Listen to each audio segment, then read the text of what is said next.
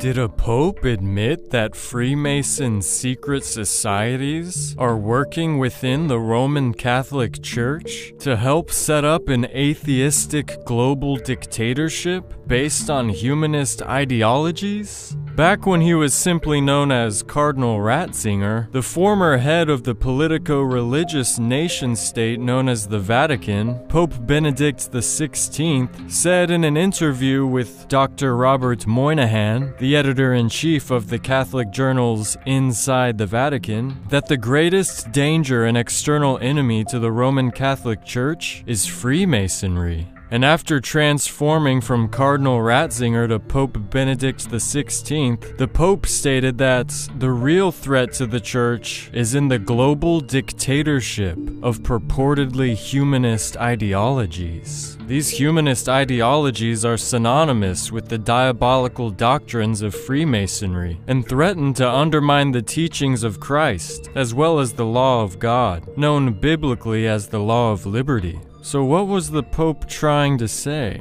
In his new biography, Benedict XVI, A Life, the former Pope claimed that modern society is in the middle of formulating an anti-Christian creed, clearly referring to the humanist ideologies of Freemasonry. He went on to discuss how these ideologies were contrary to the teachings of the Old and New Testament, which the Roman Catholic Church claims to base its moral teachings upon, although they've been known to literally change the Word of God to fit their own ancient pagan traditions, even altering the First Covenant, the Ten Commandments, to abide idol worship, and change the Sabbath day from Saturday to Sunday. The Pope even claims to be able to forgive sin, an act that, in truth, can only be performed by God, and God alone. These actions performed by the Vatican are perfectly in line with the Freemason-influenced and led French Revolution, which replaced the laws of God with humanist ideologies called the natural rights of man, even going so far to arrogantly write their new laws on a symbol resembling the tablets of the Ten Commandments that God gave to Moses. Also, as a side effect of the French Revolution, Emperor Napoleon unseated the Pope in the Vatican as a political power and religious leader, took his ring that signified that power, and burned the Old and New Testaments on a funeral pyre in France. Mussolini would later reinstate the Vatican's political power between World War I and World War II in 1929. Benedict XVI also wrote that those who oppose homosexual marriage, abortion, genetic experimentation, and other humanist ideologies are in a sense excommunicated from society, shunned or excluded, as these ideas become new laws and take their place as new standards, in an attempt to replace God's law and God's standard, similar to how the Roman Catholic Church excommunicated heretics, also known as individuals who think for themselves and draw their own conclusions, sometimes, and oftentimes, depending on the century, sentencing them to death. So have the humanist ideologies of Freemasonry already influenced the moral principles of the Roman Catholic Church? And if so, when will the transformation be complete? In other words, how long will it be until a global dictatorship will rule the world at the whim of an antichrist? Could the nightmare of this globalism he described already have begun? After all, secret societies are secret.